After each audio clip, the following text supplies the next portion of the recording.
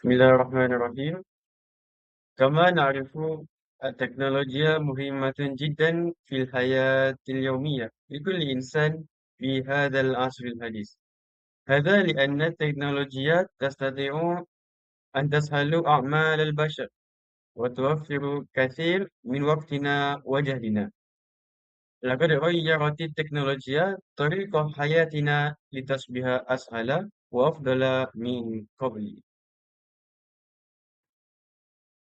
أولا، تساعد التكنولوجيا كثيرا في تسهيل التواصل بين الناس في كل مكان.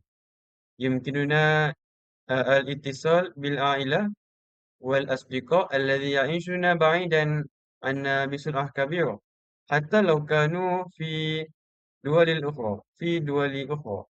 يتيح استخدام الهواتف الذكية والإنترنت لنا إجراء مكالمة صوت والفيديو في أي وقت.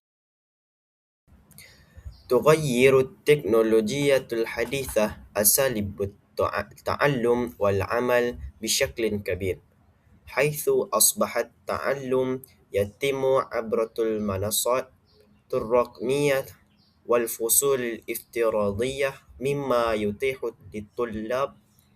للطلاب الوصول إلى الدروس في أي وقت ومن أي مكان، ويساعد على تنويع مصادر التعلم وتطوير المهارات.